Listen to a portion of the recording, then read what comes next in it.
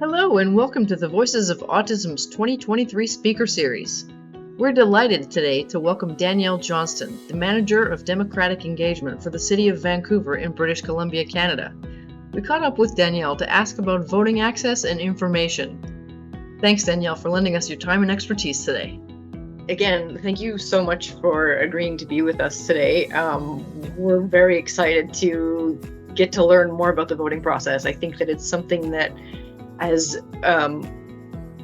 a community, I think most Canadians voting Canadians are aware that they're of age to vote. But I don't know that there are enough people that actually are out there voting, and we see that as a form of self-advocacy. So that's why we're really excited to meet with you today. And yeah, we'll just jump right in. So question number one, who is eligible to vote in Canada? So in Canada, the requirements to vote are that you must be 18 years or older on election day, and you have to be a Canadian citizen. Then depending on what level of government you're voting for, there are sometimes additional requirements. So to vote in a municipal election in BC, you have to also have lived in BC for 6 months prior to election day, and you must live in the municipality you are voting in. Okay, great. So where can people go to find information about their local elections? So this question's a little tricky because every municipality is different and every level of government is different. So in general, a good first bet to find information about your local election is to go to your municipal website. So here in Vancouver, that's vancouver.ca. And if you don't know the website, you can always just Google City of, Town of, Village of, wherever you live, and it should come up. Well, great, that's easy. Yeah. Hopefully. So if you're in Vancouver, where can you go to find information about where to vote?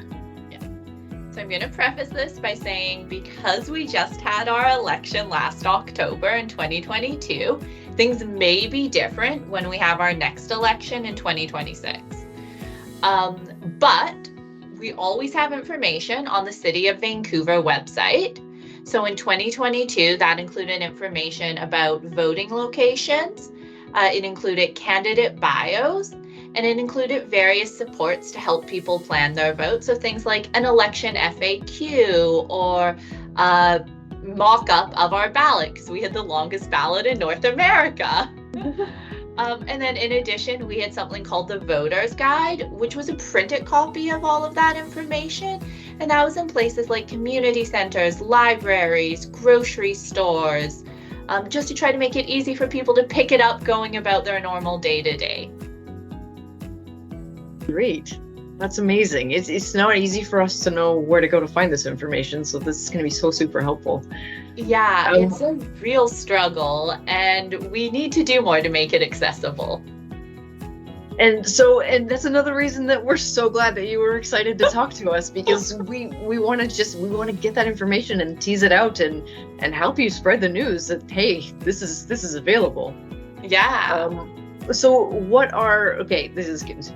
know this is going to be another tricky question, but we have to ask, what are some accessibility practices in place at voting stations? Yeah. So this is what was in place in 2022. We're constantly trying to improve election accessibility, so things might be different in 2026, but we should be building upon what we've done. So in 2022 at voting places, we had a variety of measures. So even in advance of getting to a voting place, we had accessibility information on our website. So that included things like where was accessible parking, how many accessible parking spots were there, what the shortest path to the voting place was. So you didn't show up at a voting place and be like, oh my gosh, where do I go?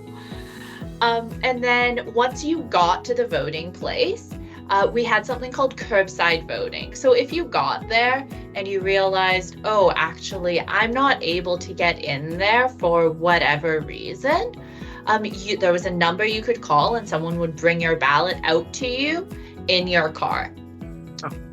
Yeah, and then we also had at every voting location a priority line for individuals who needed it. And that line was no questions asked. So if you said, hey, I need the priority line, you got to access it. And that was for everyone from, seniors who might have trouble standing in line, to mothers with young kids who are going to get restless, to someone who gets overly stimulated from having too many people around. And it was really important to us when we trained all our staff, no questions asked. If someone says they need the priority line, you take them to the priority line. That's great. Yeah, right? You never want to be accused of taking advantage of the system when you're doing your civic duty, right? Yes.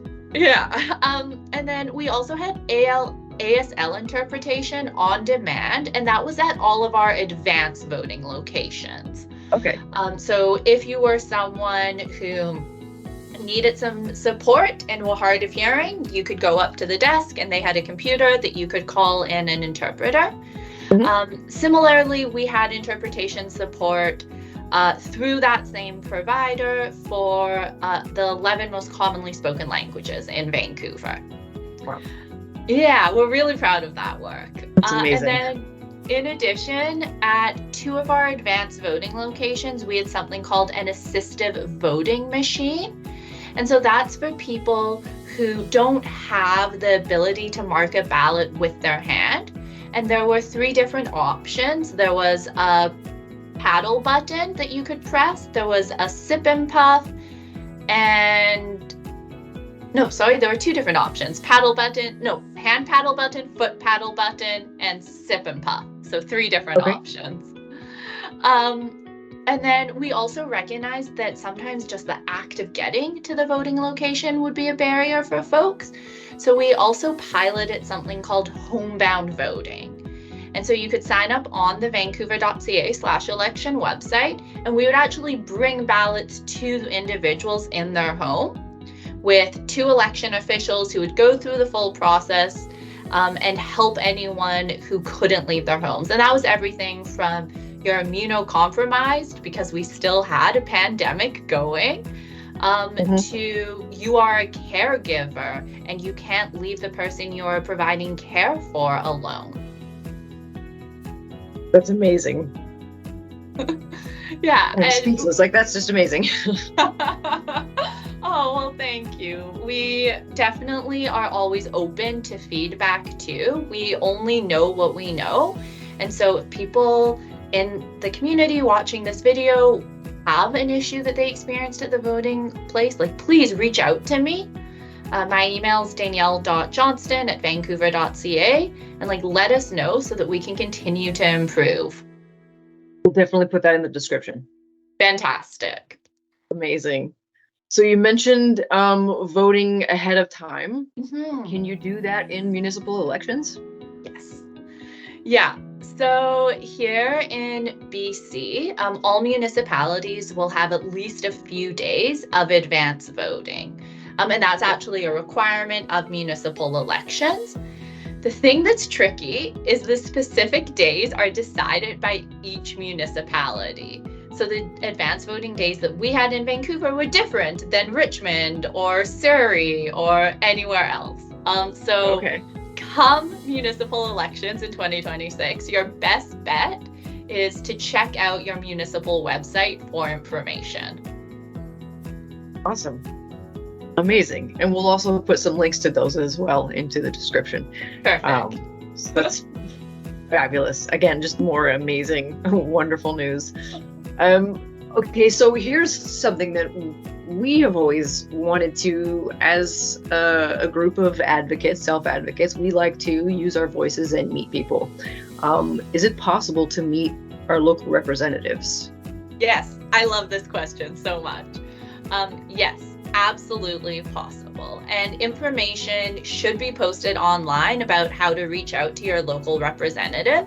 So in Vancouver, as an example, all of our councillor contact information is on our website at vancouver.ca/yourgovernment.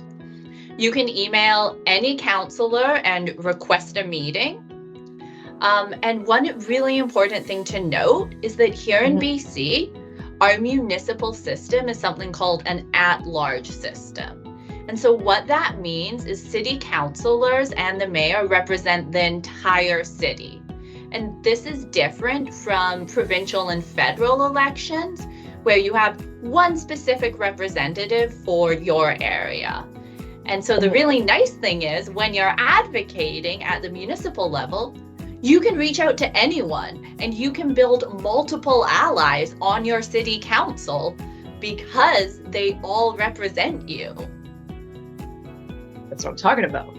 Yeah, right? Amazing. Advocacy. It's great. It's incredible. It's incredible. So to just go beyond that and sort of sharpen that a little bit in terms of advocacy and action is volunteering efforts. Can you volunteer can you volunteer at elections? So we actually don't have volunteers during the election. Mm-hmm. Everyone you see at a voting place is paid for their time. And there's a lot of different reasons for this, but there's both an equity component and an election safety component. And so positions to work at a voting place are shared on vancouver.ca, typically about 6 months before an election. And again, all municipalities in BC will likely have some paid positions that would be available on their websites. One of the reasons why it is a paid position is we do have requirements for working in the election, and that includes being able to attend a training session so you know what to do.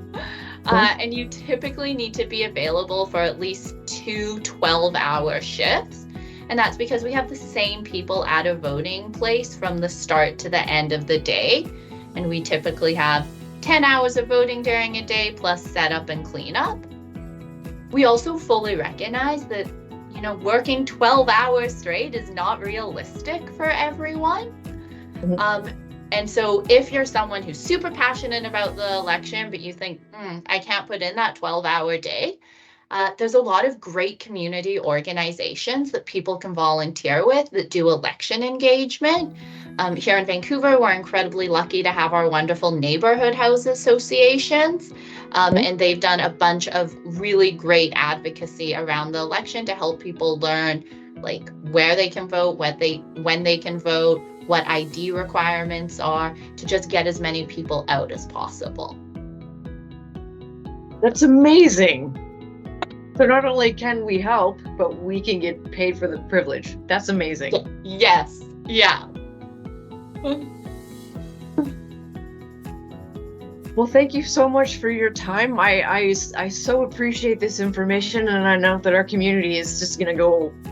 I know that we're all going to be beside ourselves because we've been desperate to sort of just get out there and figure out how to best message. And we realize that voting is the best way, and it's a way that we all have access to. You don't have to have a pass or pay for something. You can just vote, and that's your voice, and you're entitled to it. And we think that that's so great, and we're so happy that you were able to give us your time today. So thank you so very much, and we hope to talk to you again in the future because I'm certain we're going to have more questions. Absolutely. I'm very happy to connect. And if there's any questions that anyone in the community has about elections, or even just about how to be involved outside of election cycles, how to prepare to speak at council meetings or attend city consultations, super happy to have you reach out. And amazing. I'll probably follow up with you in 2026 so you have updated information for the next Vancouver election. That sounds amazing. Thank you so much, Danielle. Have a wonderful evening. No worries. You too. Bye.